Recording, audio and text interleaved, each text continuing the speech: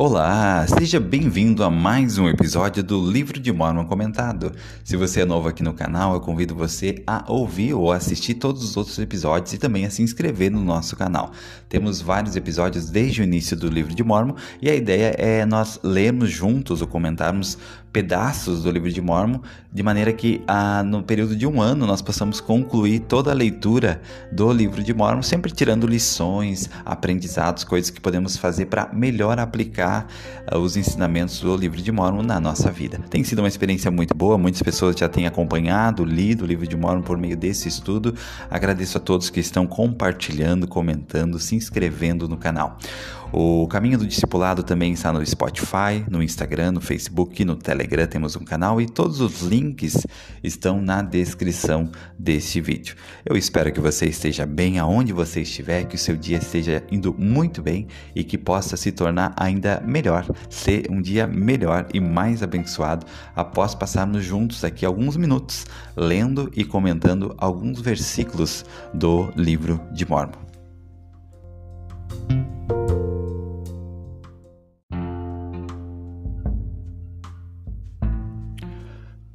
E hoje vamos ler e comentar 1 Nef, capítulo 22, versículo 1 ao 12.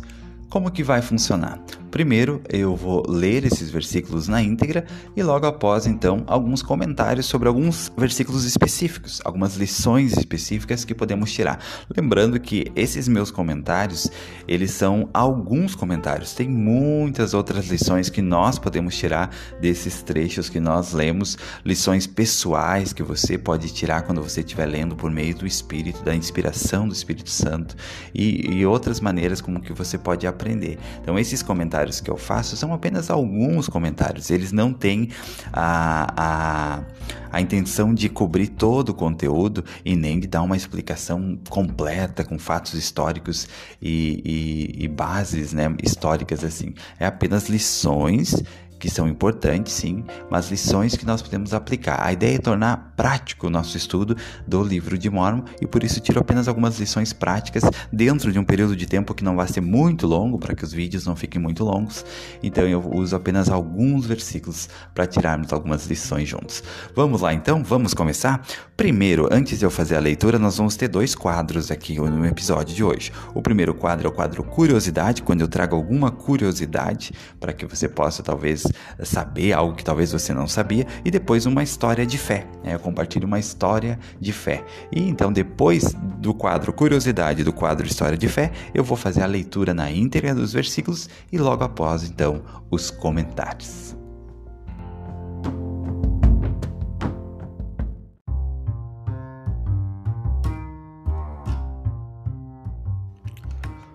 Curiosidade. O terreno do templo que custou apenas $1.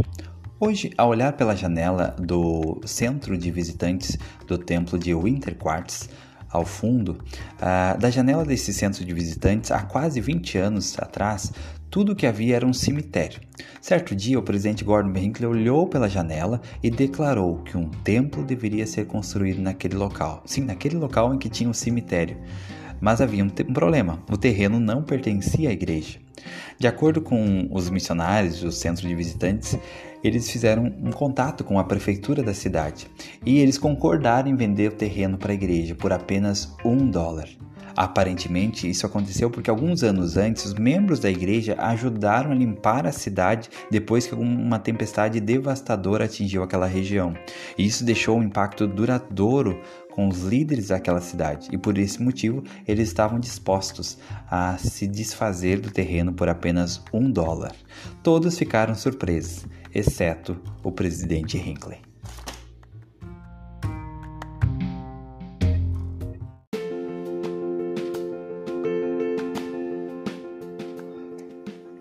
História de fé. Essa história foi contada pelo Elder Kelly Johnson na Conferência Geral de outubro de 2020 e diz o seguinte: ao criar nossos filhos, a irmã Johnson e eu incentivamos cada um deles a aprender a tocar um instrumento musical, mas apenas os deixávamos ter aulas de música se fizessem sua parte e praticassem seu instrumento todos os dias.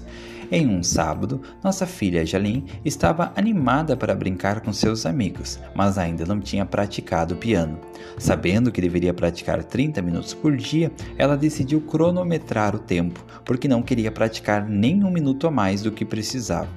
Ao ir até o piano, ela passou pelo micro-ondas na cozinha e clicou em alguns botões, mas em vez de adicionar o cronômetro, ela programou o micro-ondas para funcionar por 30 minutos e apertou o botão ligar. Após praticar por cerca de 20 minutos, ela voltou para a cozinha a fim de verificar o tempo restante e viu que o micro-ondas estava pegando fogo. Ela correu para o quintal onde eu estava cuidando do jardim e gritou dizendo que a casa estava pegando fogo. Corri rapidamente para dentro de casa e, de fato, vi o micro-ondas em chamas. Em uma tentativa de evitar que nossa casa fosse coberta pelo fogo, tirei o micro-ondas da tomada e usei o fio para levantar o aparelho em chamas do balcão. Na esperança de ser o herói e salvar tanto o dia como também nossa casa, segurei o micro-ondas pelo fio e o balancei em movimentos circulares para que ficasse longe de meu corpo. Fui para o quintal e, com um outro movimento circular, joguei o aparelho na grama. Lá, conseguimos apagar as chamas com uma mangueira. O que causou o problema? Um micro-ondas precisa de algo para absorver sua energia e quando não há nada dentro dele, ele mesmo faz, ficando quente e correndo risco de pegar fogo. Ele se autodestrói em chamas e cinzas. Nosso micro-ondas pegou fogo porque não havia nada dentro dele.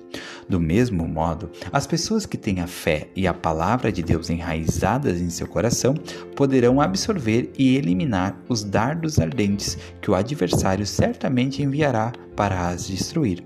Caso contrário, nossa fé e esperança e convicção podem não subsistir e, como um micro-ondas vazio, podemos nos tornar vítimas.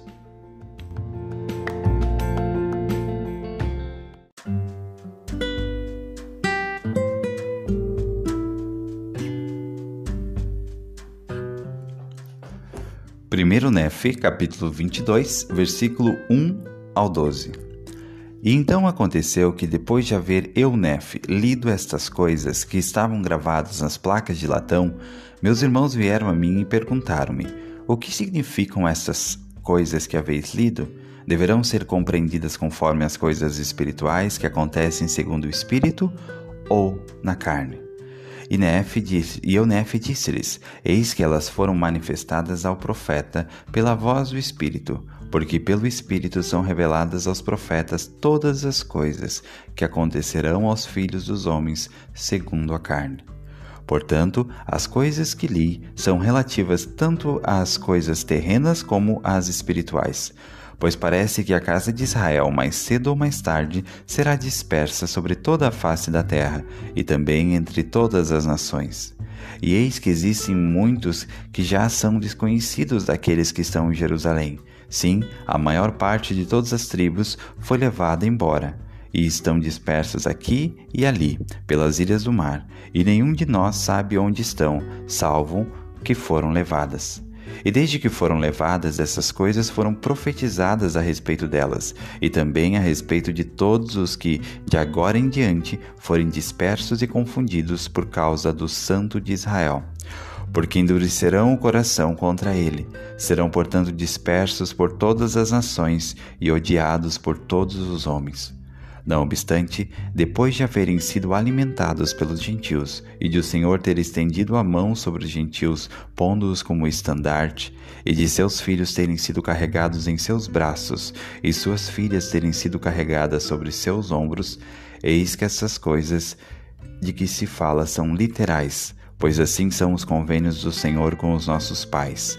E isso se refere a nós nos dias vindouros e também a todos os nossos irmãos que são da casa de Israel. E significa que tempo virá em que, depois de toda a casa de Israel haver sido dispersa e confundida, o Senhor Deus levantará entre os gentios uma nação poderosa, sim, sobre a face desta terra, e nossos descendentes serão por eles dispersos.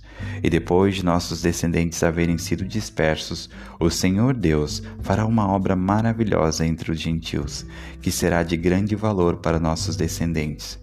e como se fossem, portanto, alimentados pelos gentios e carregados em seus braços e sobre seus ombros. E será também de valor para os gentios, não somente para os gentios, mas para toda a casa de Israel, porque dará a conhecer os convênios do Pai dos céus com Abraão, quando disse: em tua semente serão benditas todas as famílias da terra.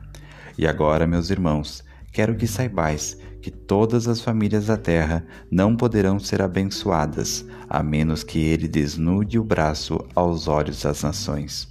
O Senhor Deus, portanto, desnudará o braço aos olhos de todas as nações, ao fazer chegar seus convênios e seu evangelho aos que são da casa de Israel. E ele, portanto, tornará a tirá-los do cativeiro, e serão reunidos nas terras de sua herança, e serão tirados da obscuridade e das trevas, e saberão que o Senhor é seu Salvador e seu Redentor, o poderoso de Israel.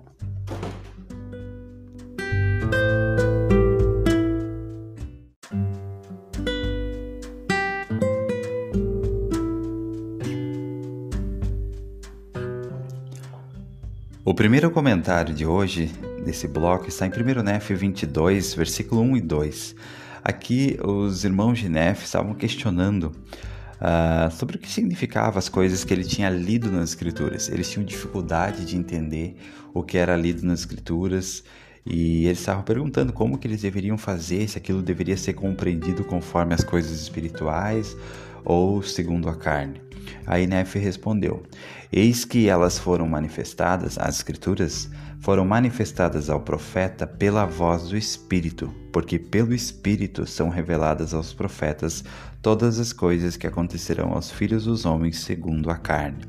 Então aqui Nef deu para os seus irmãos a chave sobre como entender as Escrituras, e essa chave ela também deve ser aplicada por nós, é entendida por nós. A chave para entendermos melhor as Escrituras é o Espírito Santo. Ele falou que as Escrituras foram dadas por meio do Espírito aos profetas que escreveram elas ou que registraram, e pelo mesmo Espírito é que nós podemos entendê-las. Elas são reveladas aos profetas por meio do Espírito, e por meio desse Espírito também elas poderão ser inspiradas e reveladas a nós, para que nós possamos entendê-las quando nós lemos as Escrituras. Então, por isso é tão importante que ao estudar as Escrituras nós possamos buscar a companhia do Espírito, fazer coisas que convidam a companhia do Espírito junto conosco.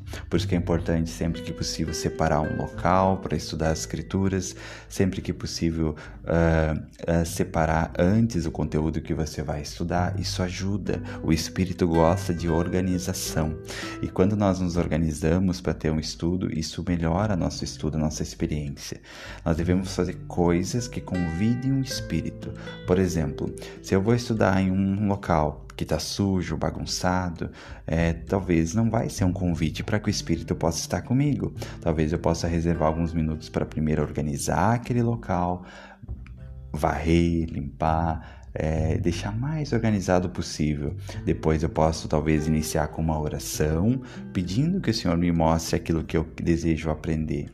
Mas antes, talvez até da oração, é definir o que eu estou buscando naquele estudo. Ter um propósito a ser buscado ajuda bastante.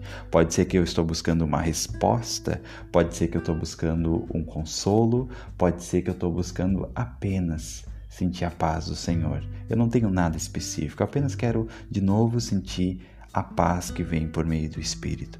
E então, quando nós fazemos coisas que convidam o Espírito, nós estamos abrindo a porta para que ele possa vir e nos manifestar as coisas que nós precisamos saber, que nós precisamos receber naquele momento.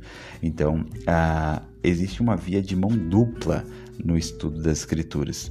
Primeiro é que nós preparamos o caminho para que o Espírito possa vir. E a segunda mão é que o Espírito vem para nos confirmar, para testificar. E toda vez que nós temos contato com o Espírito, as Escrituras falam que o Espírito traz luz e entendimento. O Espírito também, ele purifica.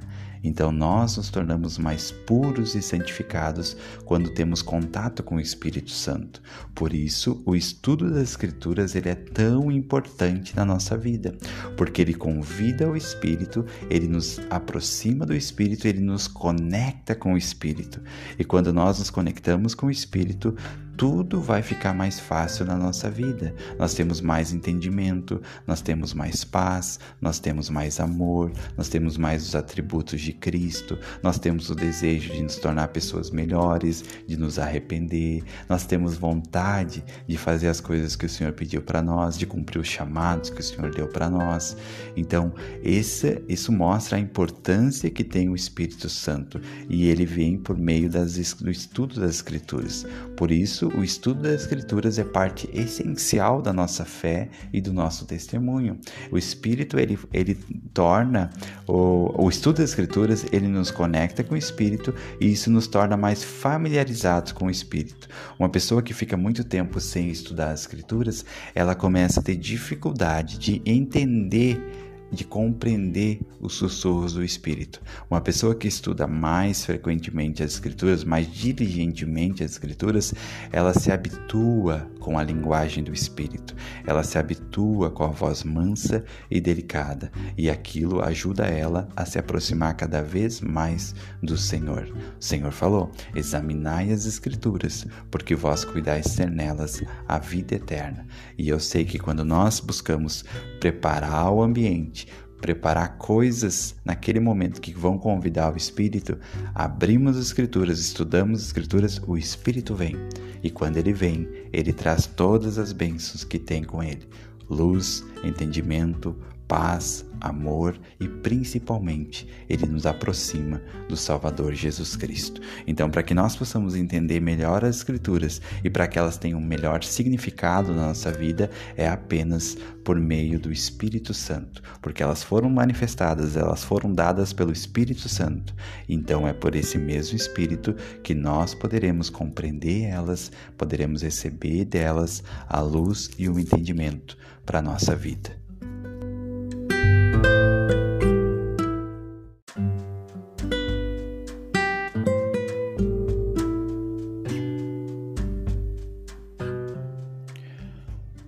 Outro comentário desse bloco de escritura está em 1 Néfi, capítulo 22, versículo 8 e 9, que diz assim: E depois de nossos descendentes haverem sido dispersos, o Senhor Deus fará uma obra maravilhosa entre os gentios, que será de grande valor para nossos descendentes. Então essa palavra grande valor me chamou a atenção. Aqui o Senhor está falando sobre a restauração do Evangelho e como isso seria uma obra maravilhosa, né? Um assombro e uma obra maravilhosa e um assombro, né? Como tem outra escritura usando essa frase, né? Porque realmente o Evangelho ele é uma obra maravilhosa e um assombro, a maneira como tudo aconteceu, a restauração do Evangelho e principalmente o que está contido no Evangelho, que são as leis e ordenanças e convênios que cada um precisa para poder retornar à presença do Pai Celestial. E saber que tudo isso está à nossa disposição em nossos dias é algo maravilhoso. E aqui diz, né, que será de grande valor para nossos descendentes. Então, o Evangelho tem um grande valor. Nós somos muito abençoados por termos contato com o Evangelho de Jesus Cristo. Mas será que nós realmente damos esse valor? Será que nós temos dado valor? O que faz uma coisa ter valor e outra coisa não ter valor?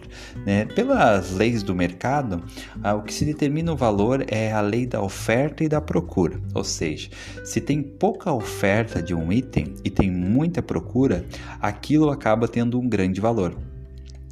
Na nossa vida pessoal, talvez seja assim.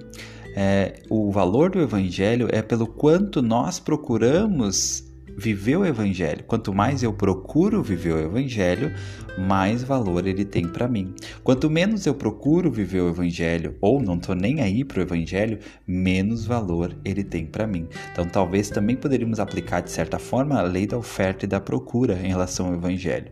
A oferta dele está disponível a todos, mas o fato é que poder tirar proveito dele é de acordo com a procura. Então quanto mais eu procuro o Evangelho, aplicar ele na minha vida, quanto mais eu procuro viver de acordo com o Evangelho, mais ele vai valer para mim, mais valor ele vai ter. E é incrível como as coisas elas podem ter valor e elas podem perder valor. Nós vemos isso muito no mercado. Por exemplo, tem épocas que um carro, né, nesse momento, né, enquanto eu gravo esse episódio, nos últimos meses, talvez no último ano, os carros, por exemplo, valorizaram muito no Brasil. Um carro que antes valia em torno de 30, 40 mil, um carro popular, hoje é 70, 80 mil reais. Uma série de fatores fez com que valorizasse esse carro. Então, o evangelho para nós, ele tem valorizado ou ele tem desvalorizado? O evangelho hoje, o valor que eu dou para ele é maior do que eu já dei no passado, ou no passado eu dava mais valor ao evangelho? Quanto que está valendo o evangelho na minha vida? Qual o valor que eu estou dando no mercado espiritual da minha vida? Qual o valor que eu estou dando para o evangelho? Ele está entre os itens de maior valor, ou ele está entre os itens de menor valor, ou entre os itens dispensáveis, que não são tão importantes? Essa é uma avaliação muito importante. No versículo 9 ele diz: e será também de valor para os gentios, e não somente para os gentios, mas para toda a casa de Israel. Ou seja, o evangelho ele é de valor para todo mundo. E por que o evangelho tem tanto valor? Por que será? No versículo 9 ele segue: porque dará a conhecer os convênios do Pai dos céus.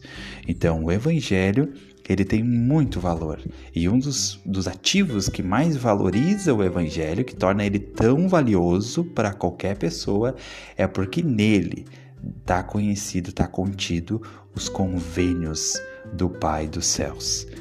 Os convênios do Pai dos céus. Esse é o termo que está aqui em 1 Nef 22, versículo 9.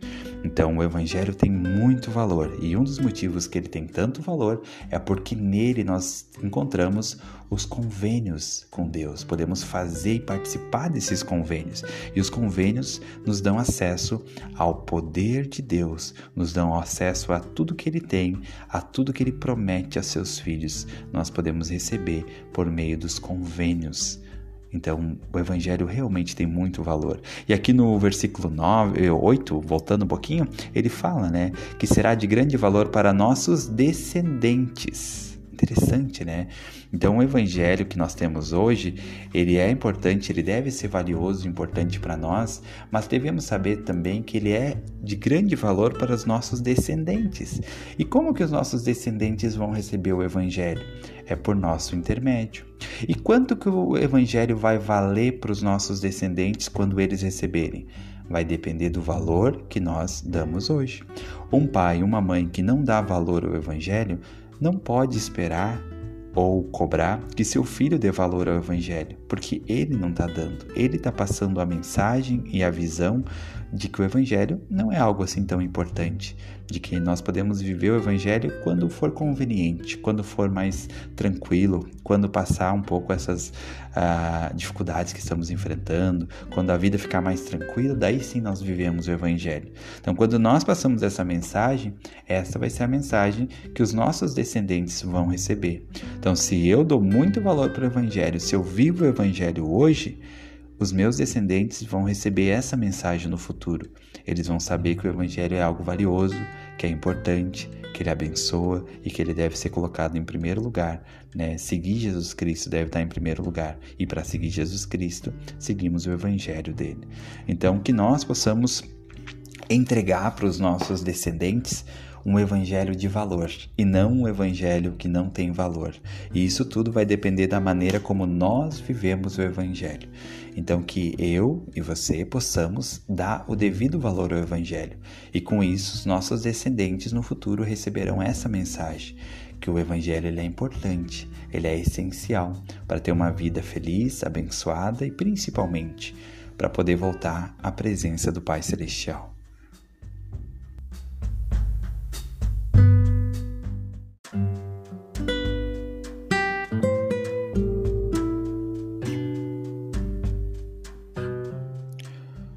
O último bloco de hoje, o último comentário, está no versículo 10, 11 e 12 de 1 Nef 22, E aqui eu vou ler alguns trechos desses versículos que diz o seguinte: E agora, meus irmãos, quero que saibais que todas as famílias da terra não poderão, olha, presta atenção, todas as famílias da terra não poderão ser abençoadas, a menos que ele desnude o braço aos olhos das nações. O Senhor Deus, portanto, desnudará o braço aos olhos de todas as nações, ao fazer chegar seus convênios e seu evangelho aos que são da casa de Israel. Ele, portanto, tornará a tirá-los do cativeiro, e serão reunidos nas terras de sua herança, e serão tirados da obscuridade das trevas, e saberão que o Senhor é o seu Salvador e seu Redentor, o poderoso de Israel. Então aqui, nesses versículos, a lição importante que eu tiro nesse momento é que o Evangelho, ele é a maneira como as famílias podem ser verdadeiramente abençoadas. Aqui diz assim, que as famílias da terra não poderão ser abençoadas, a não ser que ele desnude o braço. Então, a maneira como o Senhor desnuda o seu braço perante as nações é com a restauração do Evangelho. E a maneira como as famílias podem ser abençoadas é com o Evangelho. Uma família não poderá receber todas as bênçãos que poderia receber sem ter o Evangelho. Uma família pode ser feliz sem ter o Evangelho, pode ser abençoada, pode viver princípios bons e corretos e ser abençoada por isso. Existem muitas famílias assim, que não vão na igreja, que não são da igreja, mas que são famílias boas, famílias felizes. Mas, para uma família receber todas as bênçãos que poderia receber, é apenas por meio do Evangelho. E aí tem mais, logo abaixo fala também que o Senhor vai fazer chegar a essas famílias os convênios. Então, os convênios chegarão às famílias por meio do Evangelho. Os convênios feitos no batismo, os convênios do sacerdócio, os convênios do templo. E isso nós podemos colocar também aqui o selamento de famílias. Então, o selamento de famílias, o selamento que torna uma família eterna, selada para toda a eternidade, homem, mulher, marido e esposa com seus filhos, é por meio do Evangelho, que é recebido por meio dos convênios. E aí no versículo 12 fala que fazendo isso, o Senhor vai tirá-los do cativeiro e serão reunidos na terra de sua herança, e vai tirá-los da obscuridade das trevas. Então, eu sei, por experiência própria, eu sou de uma família muito boa, mas o Evangelho está na minha família, eu acredito que em torno de quase 30 anos, uns 27 anos que o Evangelho entrou na minha casa, na minha família. E todo esse tempo é visível as mudanças que ocorreram na minha família. Esse trecho que fala que o Senhor vai tirar do cativeiro, eu já pude perceber que o Senhor já libertou minha família de vários cativeiros que vinham há gerações. Por exemplo, pesquisando a história da família, a minha avó, ela faleceu muitos anos atrás, muitos anos. Tanto que a maioria dos netos, não conheceu ela pessoalmente, eu não conheci ela, porque ela faleceu nova. E eu fui ver com uma tia por que ela tinha falecido. Ela tinha um vício muito grande com álcool. Então, imagina uma mulher, uma senhora, tinha muita dificuldade. E eu não culpo ela, pelo contrário, eu vejo ela como uma vítima. Talvez esse vício que ela teve, ela trouxe dos pais dela, talvez ela aprendeu com a família dela. E o fato é que o meu pai depois também tinha vício com o alcoolismo. E eu vi isso como um segmento do que vinha acontecendo com a minha avó. Ou seja, esse era um cativeiro que estava na minha família.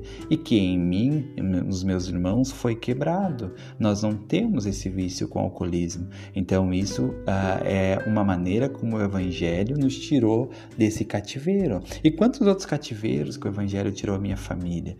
Cativeiro às vezes de mal entendido, às vezes intrigas familiares que se arrastam por anos, às vezes problemas emocionais que vão passando de pai para filho, geração após geração, e que com o Evangelho podem ser quebrados. Essa corrente que vinha pode ser quebrada, e aquele cativeiro que vinha prendendo aquela família, ele pode ser liberto.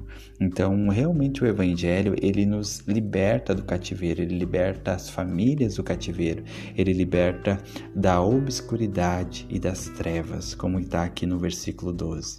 Então, quanto o Evangelho pode abençoar uma família, né? O quanto o Evangelho pode abençoar qualquer família da terra.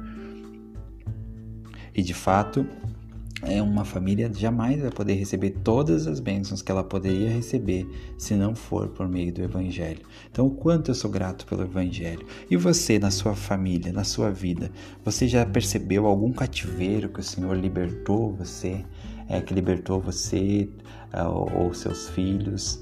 Tem alguma coisa que vinha de geração em geração e que por meio do Evangelho você pôde enfrentar aquilo e quebrar aquele ciclo vicioso? Eu posso perceber várias coisas, acredito que na sua família também. E daí tem um outro lado, talvez você seja a primeira geração. Eu ainda faço parte da primeira geração da minha família na igreja, então é fato que ainda tem ciclos a serem quebrados. Tem vários cativeiros ainda a ser libertos.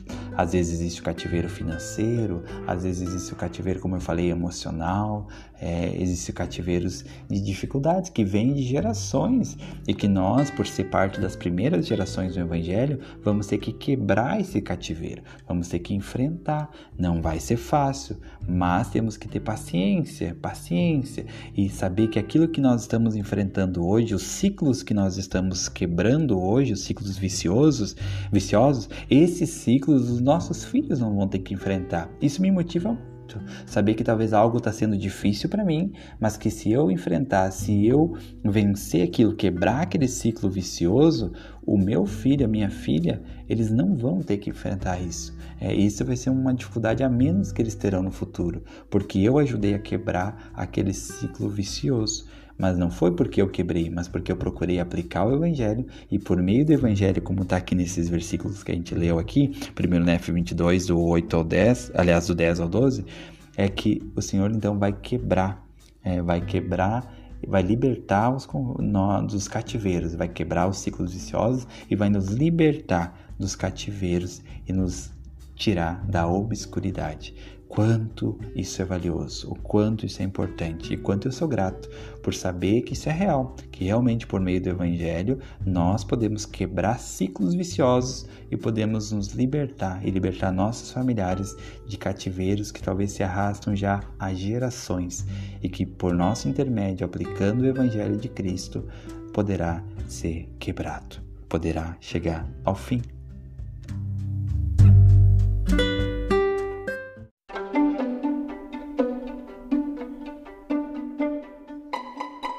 Pergunta e resposta.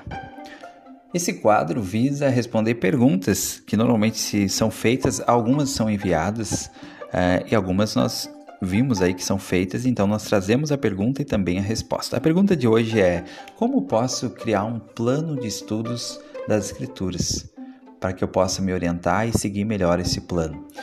Então, ter um plano de estudo das Escrituras é algo muito importante, que realmente ajuda bastante. Algumas pessoas não precisam, conseguem estudar, já tem uma rotina bem fixa e conseguem todos os dias estudar as Escrituras. Algumas pessoas não têm, ficam perdidas quando vão estudar, não sabem por onde começar, o que estudar.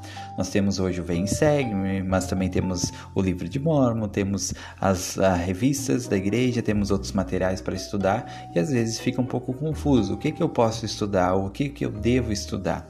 Então, realmente ter um plano de estudos pode ajudar a distribuir os dias da semana, os horários que você vai estudar e os assuntos que você vai estudar a cada dia.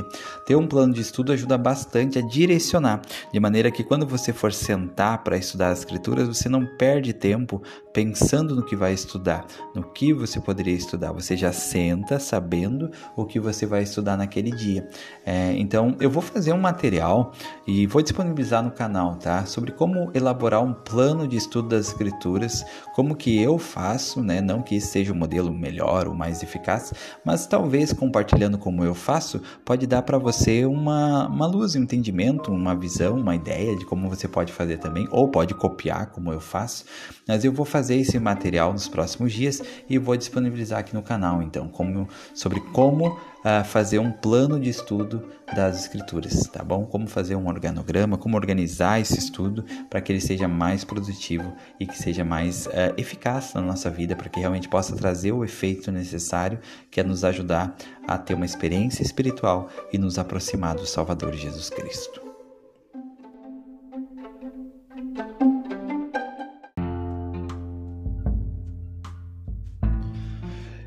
E chegamos ao final de mais um episódio do Livro de Mórmon Comentado. Muito obrigado por você ter permanecido comigo até aqui. Espero que tenha sido uma boa experiência para você. Convido você a se inscrever no canal, a ouvir ou assistir outros vídeos que temos no canal e que ainda vamos disponibilizar. Muito obrigado pelo seu tempo valioso aqui comigo. Foi muito bom para mim estar com você. Tá? Muito obrigado. Espero realmente que possamos ter de novo essa experiência, né, de participar de mais um episódio juntos, de outros materiais, outros conteúdos, outros ensinamentos e aprendizados que vamos poder receber juntos, eu e você, tá bom? Que você tenha um ótimo dia, que você seja feliz e lembre-se sempre que Jesus Cristo é o caminho do discipulado.